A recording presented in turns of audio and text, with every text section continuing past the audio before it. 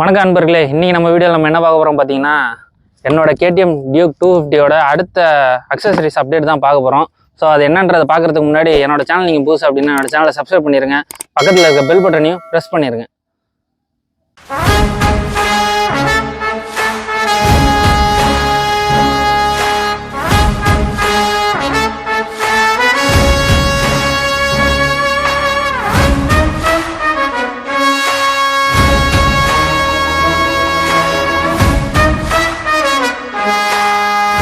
இன்ஸ்டாகிராமில் பார்த்தீங்கன்னா Angelique Moto gears நாகர்கோயிலில் பார்த்தீங்கன்னா ஆர்டர் போட்டிருந்தேன். ஸோ நான் வீடியோ பார்த்தேன், ரீல்ஸ் பார்த்தேன், நல்லா இருந்துச்சு. ஸோ ட்ரை பண்ணுவோம் அப்படின்னு சொல்லிட்டு தான் இந்த அக்சசரிஸ் ஆர்டர் போட்டிருக்கேன். வாங்க என்னன்றதை பார்த்துருவோம்.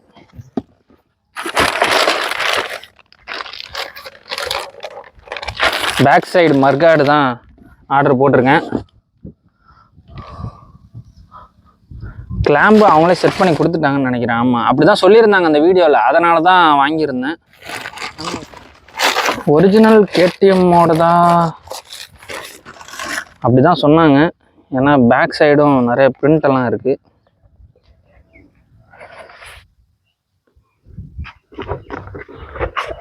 ஆனால் பேக் சைடு மர்கார்டு மாட்டுறதுக்கு உண்டான எல்லாத்தையும் ஓப்பன்லாம் பண்ணிட்டோம், அன்பாக்ஸ்லாம் பண்ணியாச்சு. ஆனால் மாட்டுறதுக்கு உண்டான நெட்டு போல்ட்டை காணும். உள்ளே நானும் பாக்ஸுக்குள்ளே ஃபுல்லாக தேடி பார்க்குறேன், அதுலேயும் காணும். ஆனால் வீடியோவில் இது எல்லாத்தையும் நாங்களே கொடுத்துருவோம் தானே சொன்னாங்க. வரதில் மிஸ் ஆகிறதுக்கு வாய்ப்பே இல்லை, அவங்க தான் பேக்கிங் பண்ணி அனுப்புகிறாங்க. அப்புறம் எப்படி மிஸ் ஆச்சு? அது எப்படி தான் நான் வாங்குறதெல்லாம் மட்டும் இந்த மாதிரி எனக்கு 7.5 வந்து முடியுதுன்னு தெரில. இப்போ இதை போய் நார்மலாக ஒரு எலக்ட்ரானிக் ஷாப்பில் கூட வாங்க முடியாது. இதை KTM சர்வீஸ் சென்டரில் தான் போய் கேட்கணும். அதெல்லாம் ஓகே, அதை நான் கேட்டு இது பண்ணுறதுக்காக இவங்கிட்ட வாங்கிட்டு வந்தேன். இன்னும் லூசு பயலாம் இருக்கானுங்க. பேக் சைடு மர்கார்டுக்கு வந்து நெட்டு போல்ட் இப்போ தான் வந்து கடையில் கஷ்டப்பட்டு வாங்கிட்டு வந்திருக்கேன். இதெல்லாம் எனக்கு தேவை. ஒரு வழியாக கஷ்டப்பட்டு வாங்கிட்டு வந்தாச்சு. இது முதல்ல எதுக்காக என்னோடய வண்டிக்கு நான் மாட்டுறேன் அப்படின்னு பார்த்தீங்கன்னா, ப்ரீமியம் செக்மெண்ட்டான். ஸோ அதனால் இவனுங்க பேக் சைடு மர்கார்ட்லேருந்து கீழே அண்டர் பைலி வரைக்கும் எல்லாத்தையும் தூக்கிட்டு விட்டானுங்க. ஏன்டா இதை நாங்கள் கேட்டோமா அப்படின்னு சொன்னால் அதுக்கு பதிலே கிடையாது அவங்ககிட்ட. கரெக்டாக டியூக்கு 200 சீரீஸு எல்லாத்துக்குமே கொடுத்துட்டானுங்க. ஆனால் 250 390க்கெலாம் பார்த்தா இந்த மாதிரி எங்களுக்கு ஆப்பச்சு விட்டானுங்க. லாஸ்ட் டைம் இந்த அண்டர் பைலியோட பெரிய சோக கதையே உங்களுக்கு தெரியும். பார்க்காதவங்க கீழே டிஸ்கிரிப்ஷனில் லிங்க் கொடுத்துருக்கேன், அதை போய் பார்த்துட்டு வந்துருங்க. இது அதுக்கு மேலே பெரிய வேதனையாக இருக்குது. இது மர்கார்டு வாங்கினது. இந்த அவன் கடை பேர் வேறு வச்சுருக்கான் பார்த்தீங்களா, ஏஞ்சலிக். அவனை வாயில் நல்லா வருது. சரி, வீடியோவில் எதுவும் பேசக்கூடாதுன்னு இருக்கேன். சரி, முதல்ல நம்ம வீடியோ கண்டென்ட்டுக்கு வருவோம். எதுக்காக நான் வந்து பேக் சைடு இந்த மர்கார்டு வாங்கியிருக்கேன் அப்படின்னு பார்த்தீங்கன்னா, சேர் ஓவராக அடிக்குது. ஏன்னா நான் RC யூஸ் பண்ணியிருக்கேன், அதில் வந்து பேக் சைடு மர்கார்டு வந்து இருக்கும், எனக்கு ரொம்ப கம்ஃபர்டபுளாக இருக்கும். இன்னொன்று அது வந்து ஸ்போர்ட்ஸ் மாடல்ன்ற வாசி எனக்கு சுத்தமாக தெரியாது.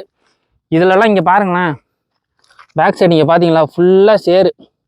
டெய்லி உட்காந்து தொடச்சிக்கிட்டே இருக்கிற மாதிரி இருக்குது. இன்னொன்று மழை காலத்தில் தான் தேவைப்படும், சரி சம்மரில் தேவைப்படாது அப்படின்னு நினச்சி தான் நானும் இதை ஃபஸ்ட்டே ஆர்டர் போடாமல் இதுக்கு பெருசாக இம்பார்ட்டன்ட் கொடுக்காம விட்டுட்டேன்.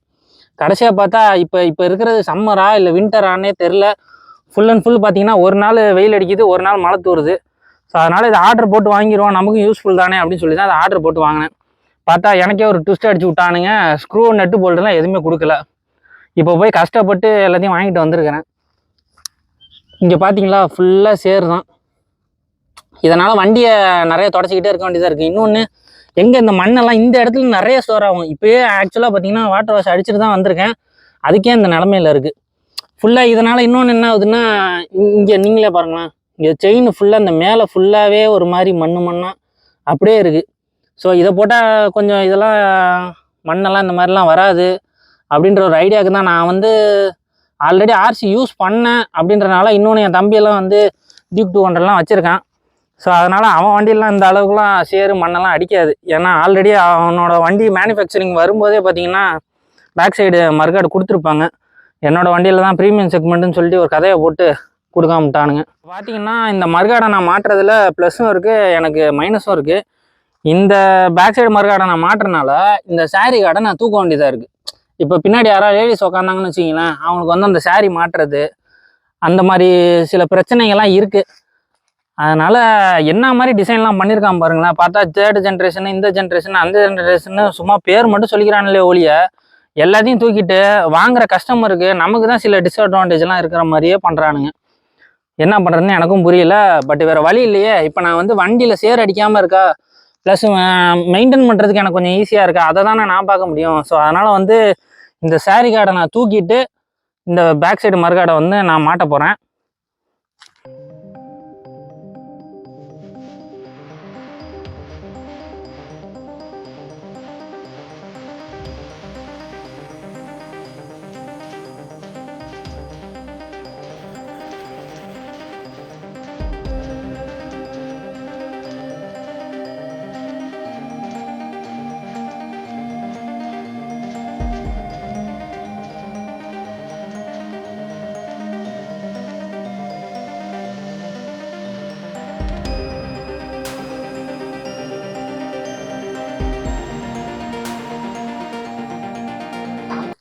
சாரி கார்டை கழட்டியாச்சு. பேக் மறுகாடை மாட்ட போகிறோம். பேக் சைடு மறுகாடை டூல்ஸே பார்த்தீங்களா? இதனால செகண்ட் ஜென்ரேஷன் தானே உன்னோடது. செகண்ட் ஜென்ரேஷனோட டியூக் 200க்கு எவ்வளோ டூல்ஸ் கொடுத்துருக்கான் பாரு. இங்கே பாருங்க, என்னோடது நக் நோண்டுக்கு இங்கே பாருங்க, காசு கட்டிங், அதுலேயும் காசு கட்டிங், எல்லாம் வியாபாரம். கரெக்டாக ஃபிட் ஆகுதாடா? இரு வைக்கிறேன். கொஞ்சம் கீழே இருக்கணுமோ இந்த இடம்.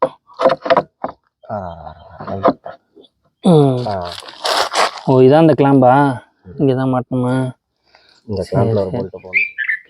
நண்பர்களே, ஒரு வழியாக மாட்டியாச்சு. பேக் சைடு மறுகாடு பார்த்துக்கிட்டிங்களா எப்படி இருக்குன்னு? இந்த பக்கம் இங்கே ஒரு ஸ்க்ரூ வச்சாச்சு, தம்பி கொடுத்தா அதை வச்சாச்சு. இங்கே இருக்குல்ல இந்த ஸ்க்ரூ பார்த்தீங்கன்னா செட் ஆகலை. ஸோ இதெல்லாம் வந்து எனக்கு தேவையில்லாத வேலை. இவன் பார்த்தனால, அந்த கடையில் பார்த்தனால, ஒரு பைக்கு பெட் ஷாப் கூட ஒழுங்காக வச்சுருக்க மாட்டான்னா தேவையில்லாத வேலையை பார்க்குறானுங்க. இங்கே வருங்க, இங்கே ஒரு ஸ்க்ரூ, இப்போதைக்கு 2 ஸ்க்ரூ போட்டிருக்காங்கன்னா நல்லா ஸ்ட்ராங்காக ஃபிட் பண்ணிட்டோம். ஸோ அதனால் ஒன்றும் பிரச்சனை இல்லை. இங்கே வந்து சாரி கார்டு வந்து 3rd ஜென்ரேஷனோட செட் ஆகாது, 2nd ஜென்ரேஷனோட சாரி கார்டு வேணால் மாட்டிக்கலாம். ஸோ நண்பர்களே, முடியல, வெயில் அதை மாட்டுறதுக்குள்ளே படாத பாடு பாருங்கள். முகம்லாம் வேர்த்து, தலையெல்லாம் வேர்த்து, முடியெல்லாம் களைஞ்சி கண்ணாமண்ணா ஆகி போச்சு. ரொம்ப படாத பாடு.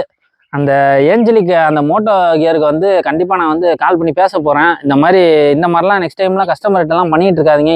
இந்த மாதிரிலாம் பண்ணால் நான் எப்படி உங்கள்கிட்ட வந்து ப்ராடக்ட் வாங்குவேன்? ஸோ நமக்கு ஒரு யூஸ்ஃபுல்லாக இருக்கட்டுமேனு சொல்லிட்டு பேக் சைடு மறுகாடு வாங்கினா அதில் ஸ்க்ரூவை கொடுக்குறது இல்லை. இப்படி வச்சு மாட்டி பார்க்குறோம், மாட்ட முடியல. ஒரு 2 ஸ்க்ரூ தான், அதை மாட்டுறதுக்குள்ளேயே படாத பாடாகி போச்சு. இதெல்லாம் தேவையில்லாத ஒரு வேலை. காசு வந்து கொடுக்குறோன்னா ஒரு 100-200 நீங்கள் வந்து 100-200 கொடுத்தீங்கன்னா ஸ்க்ரூ கிடைக்கும் அப்படின்னு சொன்னாங்கன்னா சரி ஓகே ப்ரோ நீங்கள் கொடுத்துருங்க அப்படின்னு நாங்கள் சொல்ல போகிறோம். இல்லை நான் ஆர்டர் போடுறேன்னா ஸ்க்ரூ இல்லாமல் தான் ப்ரோ நாங்கள் இந்த ப்ராடக்ட் உங்களுக்கு வந்து டெலிவரி பண்ணியிருக்கோம் அப்படின்றத எங்ககிட்ட கன்வே பண்ண வேண்டியதானே. அதை கூட பண்ணாமல் இதில் என்ன உங்களுக்கு ஒரு ஃப்ராடு தானே? அந்த ஸ்க்ரூ கட்டிங்க நீ எடுத்து நீ என்ன பண்ண போகிற? நீ எனக்கு அதில் புரியல. அப்போ இதோட தானே சேர்த்து தானே வரணும். இப்போ நான் என்ன சொல்கிறேன்னா, கேடிஎம் சர்வீஸ் சென்டர்லாம் நாங்கள் கேட்கும்போது ஸ்க்ரூவோட நான் சேர்த்து உங்களுக்கு நானே ஃபிட் பண்ணி தரேன் ப்ரோங்கிறாரு அவர். அது என்னன்னா, நான் உங்கள்கிட்ட அந்த வீடியோவில் ஃபஸ்ட்டு நீங்கள் பார்த்த அந்த வீடியோவில் பார்த்த மாதிரி அதில் அந்த கிளாம்ப் இருக்குது, அது வந்து அவங்களால பண்ண முடியாது. இதை மட்டும் நீங்கள் பற்ற வச்சுட்டு வரீங்களான்னு கேட்குறாப்புல. சரி அந்த சைஸுக்கு ஏற்ற மாதிரி நம்ம பண்ணணுமே. ஏன்னா 200 2nd ஜென்ரேஷனோட 200ஓட பேக் சைடு மறுகாடு தான் வந்து அவர் காமிக்கிறது. ஸோ அது நமக்கு செட் ஆகாதான் தெரியல அப்படின்றதுனால நான் என்ன பண்ணேன், சரி இந்த மாதிரி ரீல்ஸ் இன்ஸ்டாகிராமில் ரீல்ஸ் பார்த்துக்கிட்டு இருக்கும்போது இவங்க நல்லா காமிச்சிருக்காங்களே, சரி இவங்களோடதே ட்ரை பண்ணுவோம் அப்படின்னு சொல்லி தான் நம்ம ட்ரை பண்ணது. பார்த்தா இந்த மாதிரி எனக்கு ஒரு ஆப் வச்சு விட்டு போயிட்டானுங்க. இதுக்கு முன்னாடி இந்த அண்டர்பெல்லி அப்படிதான் என்னச்சுன்னு புழுவுனானுங்க. பெரிய தலைவலியா போச்சு. அது இன்ன வரைக்கும் கீழே தட்டிக்கிட்டே கிடக்கு எந்த ஸ்பீடு பிரேக்கர் போனாலும். அது எனக்கு ஒரு தேவையில்லாத தண்ட செலவு.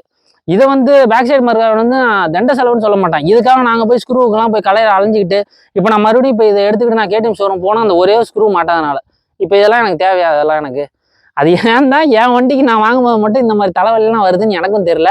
என்னைய பார்த்து வேற நீங்கள்லாம் பார்த்து கொஞ்சம் தெரிஞ்சுங்க தயவு செஞ்சு. என்னைய பார்த்தா அது பெரிய வேதனையாக இருக்குது. இந்த ப்ரீமியம் செக்மெண்ட் எனக்கு என்னன்னா, இந்த டியூக் 250ஓட ப்ரீமியம் செக்மெண்ட்டே இந்த நிலமையில இருக்குன்னா, இப்போ கவாசாகி 1000cc 900cc வாங்குறவனோட நிலமையெல்லாம் என்ன?